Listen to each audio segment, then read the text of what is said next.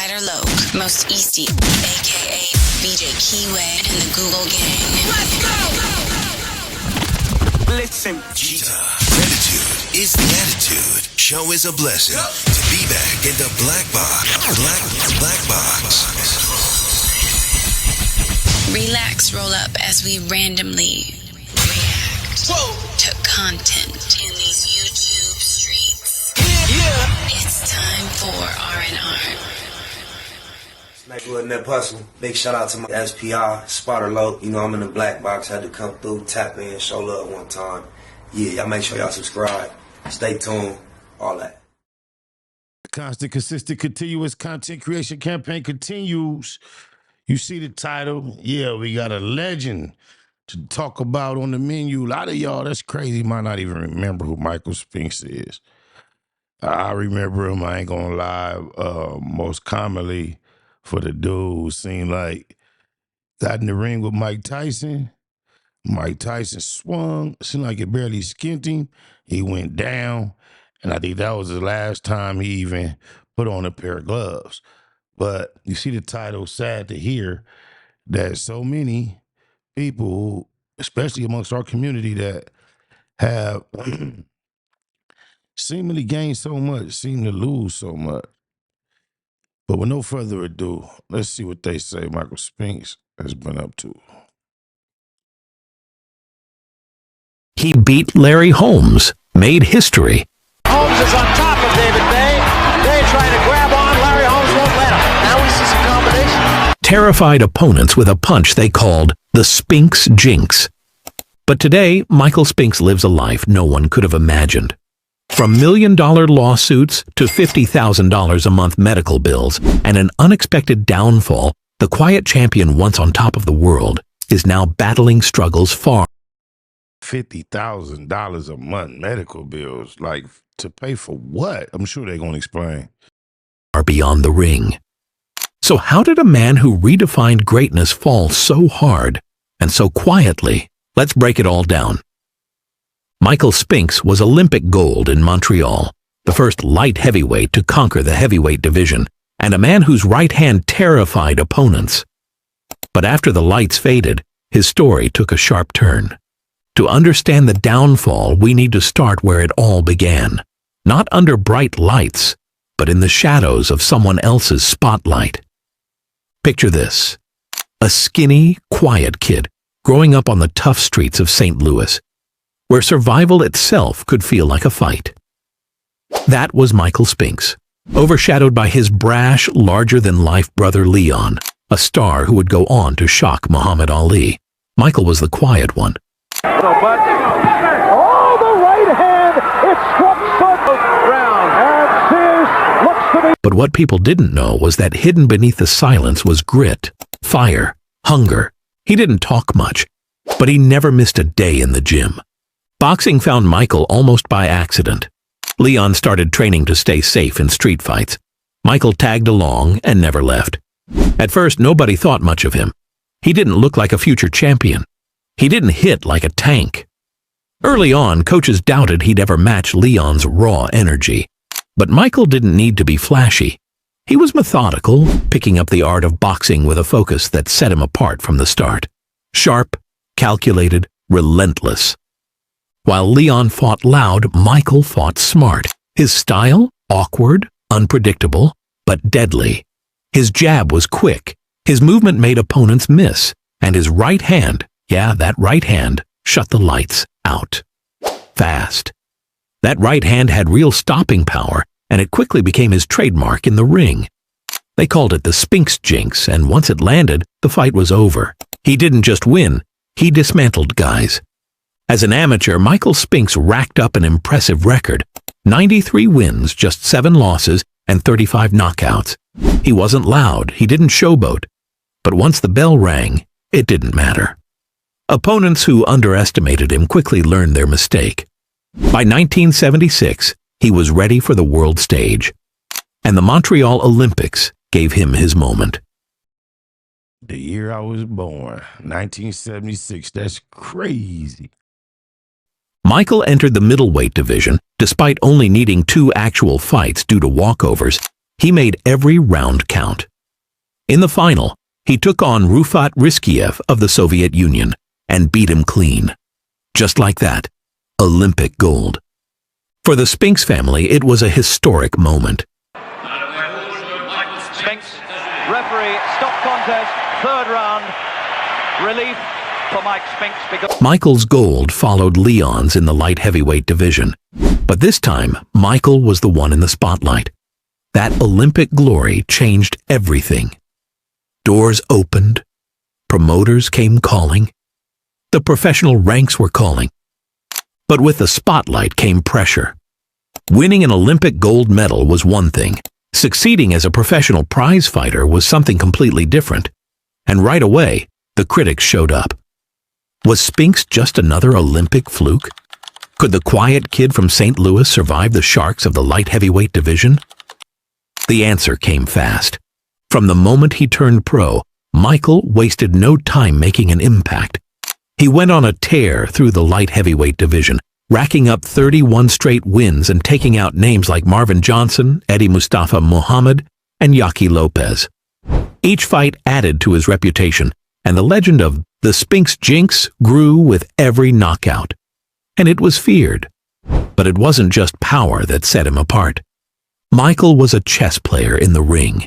He could adapt, adjust, and outthink almost anyone he faced. And one fight in 1981 proved it. That night, he faced off against Eddie Mustafa Muhammad. The very capable champion, Eddie Mustafa Muhammad. A seasoned champion known for brutal body shots and breaking opponents down. Spinks was the underdog, the quiet one. Again. But over 15 rounds, Michael proved every doubter wrong. He didn't just survive. He outboxed, outlasted, and outsmarted Muhammad. When the final bell rang, the crowd knew. The judges knew. The division knew. Michael Spinks wasn't just Leon's little brother anymore. He was champion.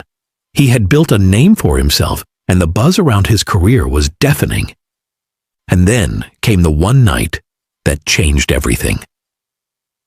March 18th, 1983. The brawl for it all. Michael Spinks versus Dwight Muhammad Qawi for the undisputed light heavyweight championship.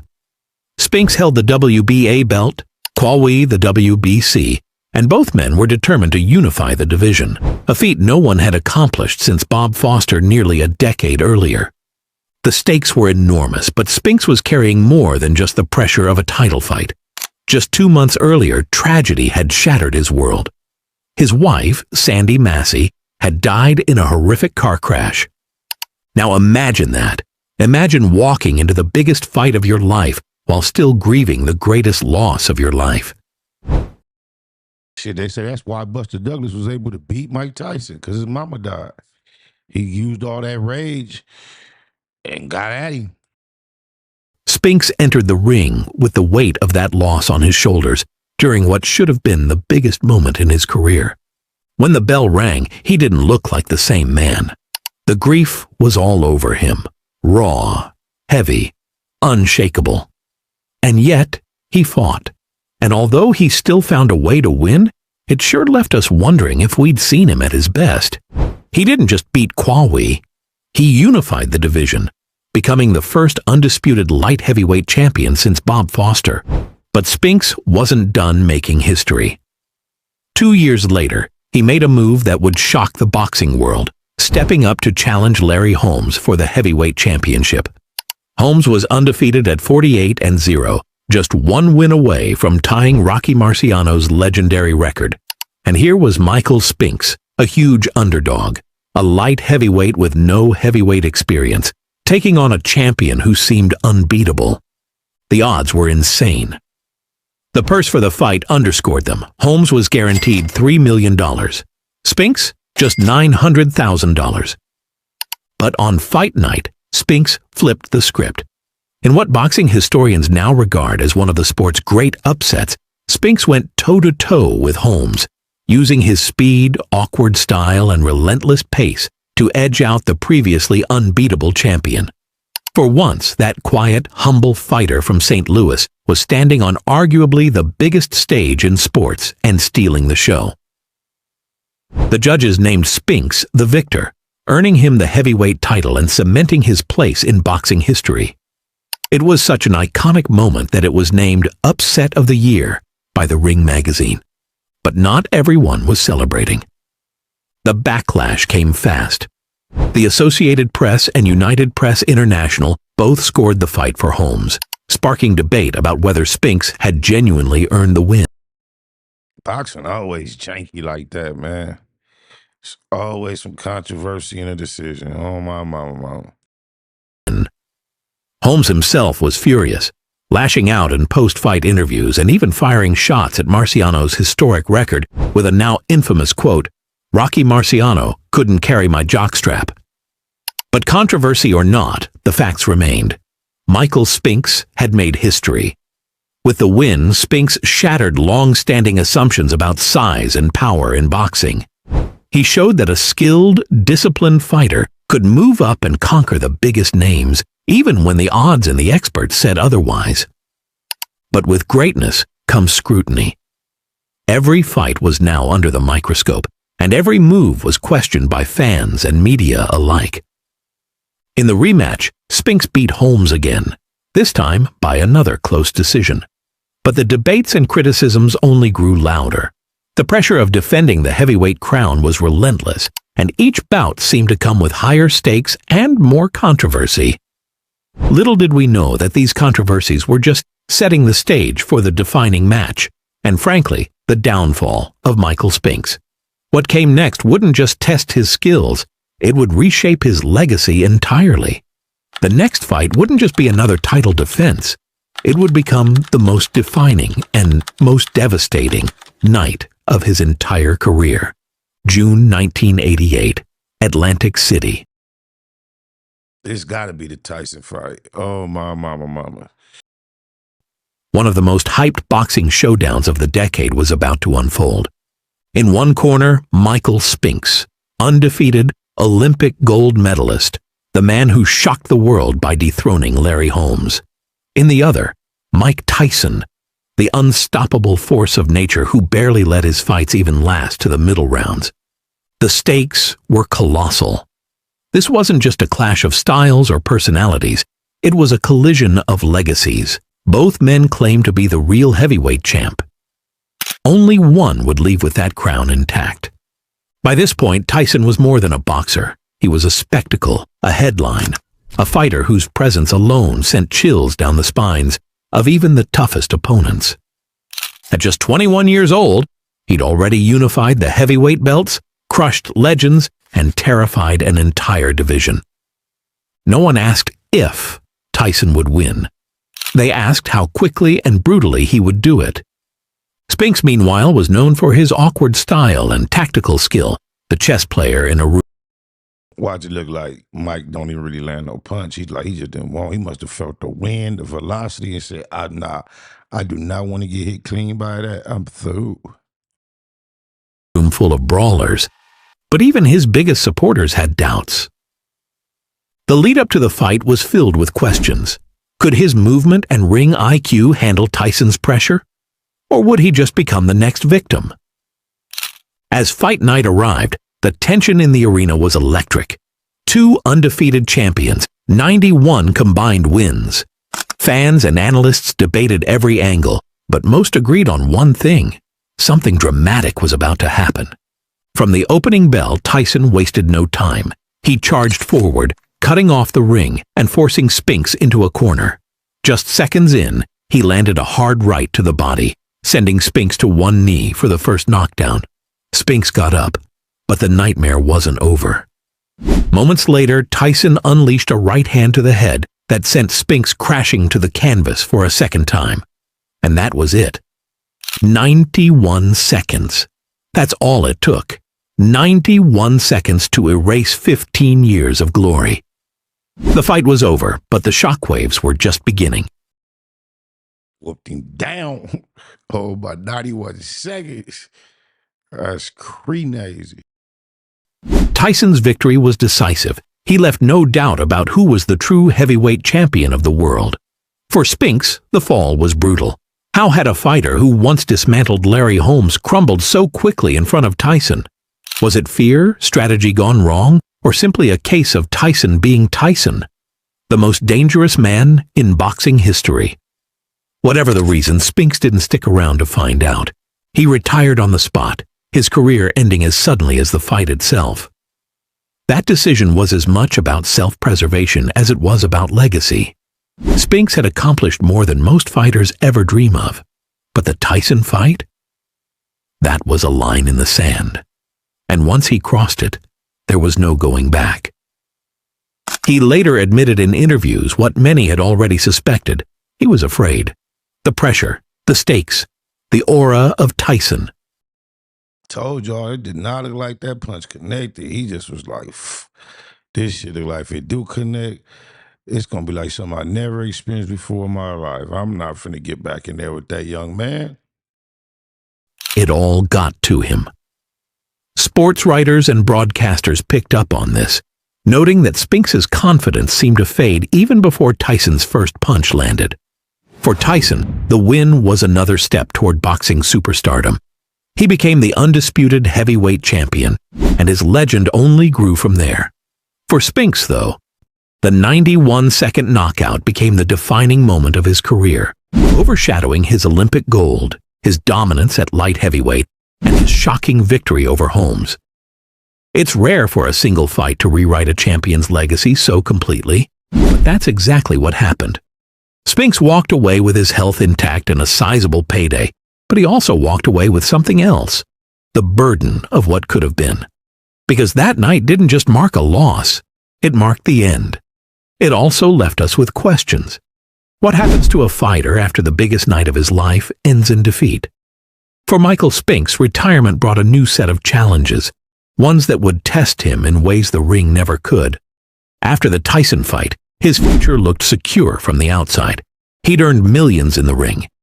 His purse for facing Tyson alone was a staggering $13.5 million. Add in the paydays from the Holmes fights and his run as light heavyweight king, and you'd expect Spinks to be set for life. But retirement didn't bring the peace or security people imagined for him. Behind closed doors, Spinks found himself tangled in financial troubles that would have been hard to believe for anyone who watched him rise to the top. It all came to a head in 2011, when he filed a shocking lawsuit against the estate of his longtime promoter, Butch Lewis.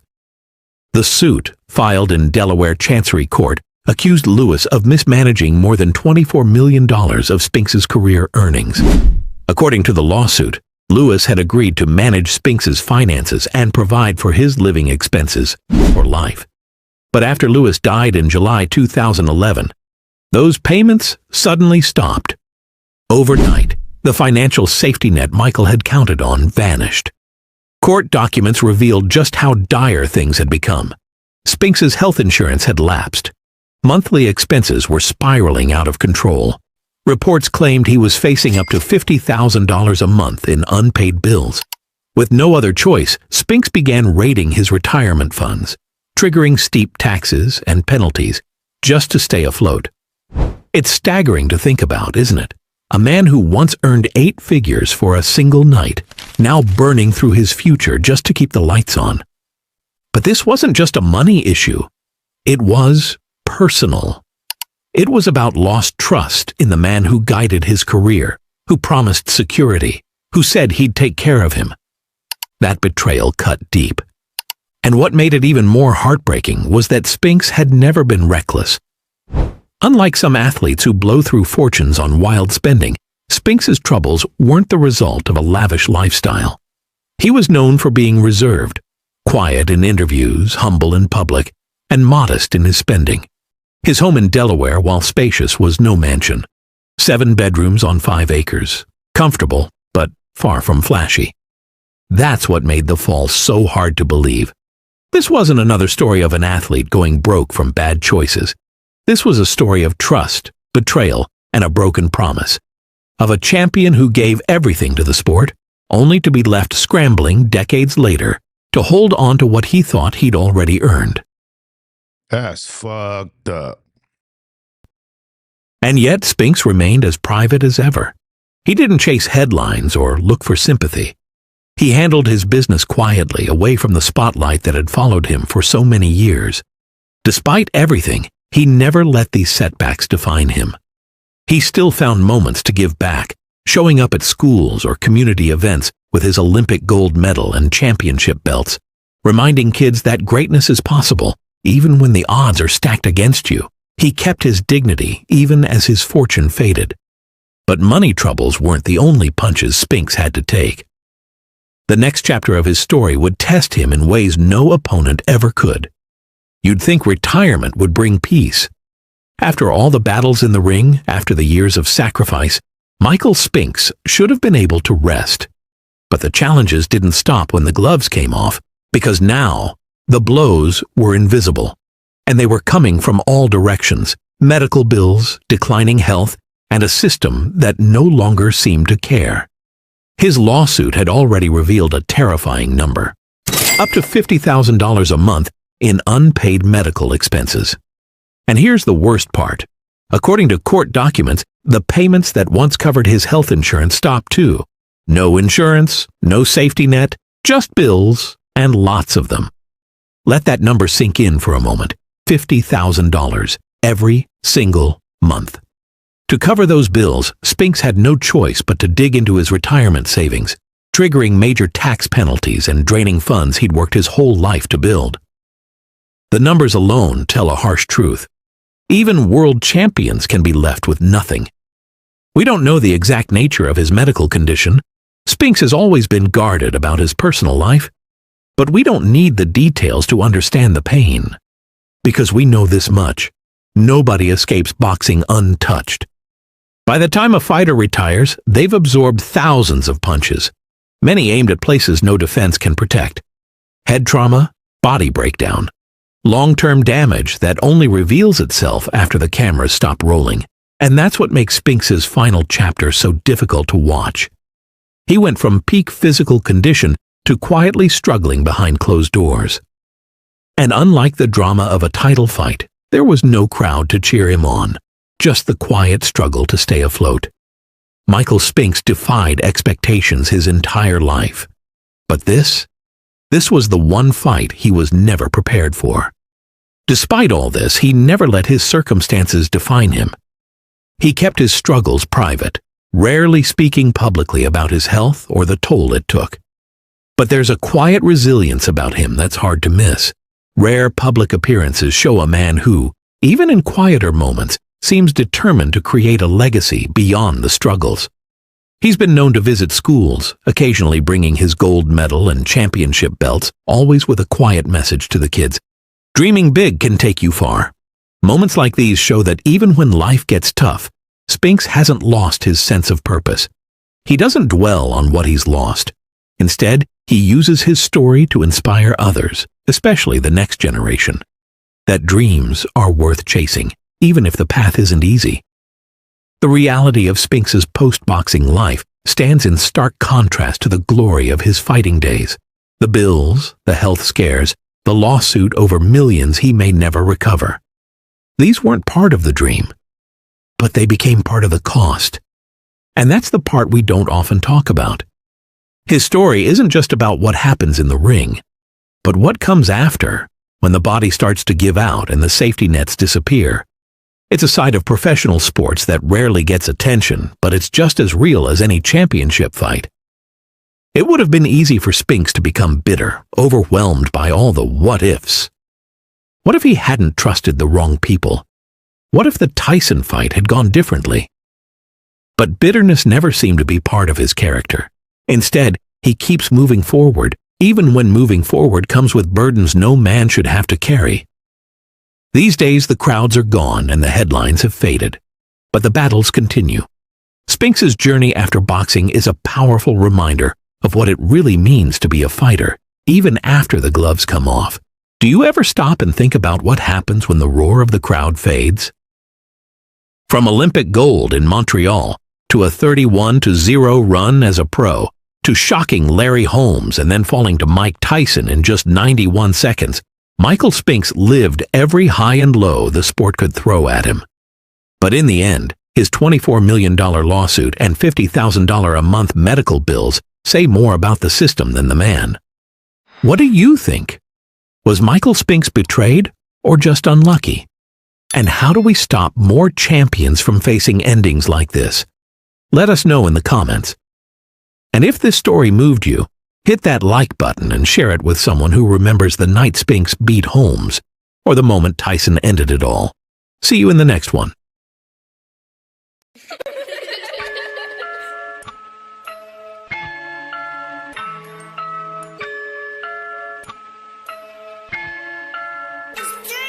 We still on them same blocks, niggas scared to pull up on. We still watching every car they drive by and look wrong. Get a need 30 rounds, took it off and put the stock on. He drove by twice and got knocked on, all bad. Fuck with us, it's all sad. You better off riding through enemy hood with no tents or run out of gas. You wanna pass, you better draw a couple names out. 9 times out of 10, them questions we ain't giving out, it's on sight. And we ain't shooting, it's a fist fight. Box a nigga head off like Iron Mike, boot bop. With BG and a Mustang, I let the top drop. 2 pipes out the ass, figure 8 and hit the gas. Same old gold rag from about a year ago. Spot that bitch tied around my neck, I'm blue Smurf low. And I only fuck with high heads and cutthroats. At least something hot in your head and with a cutthroat. Who gon' smoke? I be doing the most. So niggas start moving when they see me reaching my coat. It don't matter what we post, me and mine's never nervous. But I asked about the last time them niggas try to serve us, ain't nobody gon' hurt us. No Steph Curry, everybody hold 30s. Telling you cuz it's murder where we come from. Chopper sounding like a bass drum. And I can tell that you ain't no gangster, you tryna be one. Tryna get in this lane but can't keep up. Rollers get behind the stash spot, put the heat up. Riders get cracking when we link up. And fuck all of that mumbling. Say it with your chest, nigga, speak up. We love confrontation, nigga, we with anything. And really on that peace shit, it's up there with any game. In my BG voice, no EA Sports, they know what that mean, nigga, we ain't playing no games. They know me by my face. Them niggas know you by your Facebook name. We are not the same. I really come from the game, nigga. You better check the stats. It seems everywhere, from the tat to the hats. Yeah, that.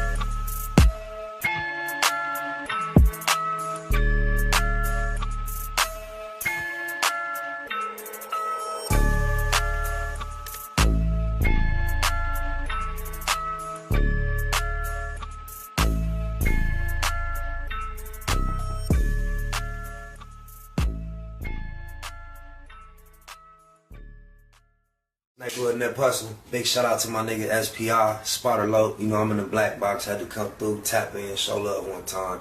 Yeah, y'all make sure y'all subscribe. Stay tuned, all that. It's the homie Cook-Up Boss, goddammit, Cub Low. And y'all tuning in to the Wake and Bake Show with goddammit the homeboy Spider Low. Here with SPI, the realest nigga in LA. Spider this bitch! My nigga is Spider Low. Spider Low, nigga. Spider Low. It's Spider Low. Spider Low. Spider Low. Spider Low. So Spider looks at me because we go back to the juvenile side of the county. What the fuck? My nigga. Spider Low. Spider Low. Shout out to SPI, that motherfucking nigga. Spider Low, Wake and Bake. Better keep it Google, nigga. Loke is in LA somewhere doing what he's doing. In the words of Spider Loke on my mama's mama. Spider Loke's gear. This is Bay Mac. Nate Blood, C-Mac. Shout out my Loke, Spider Loke, huh? Nate Blood on Hood. It's a beautiful world. You fight me? Fight, craig.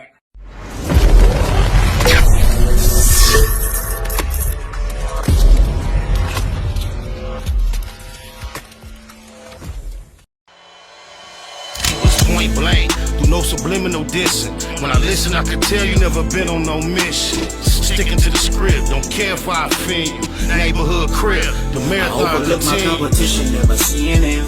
I done trained my mind that I'm going. You could tell by how I walk, talk, I'm a boss. A east side millionaire, homie, what you thought? My life is a movie.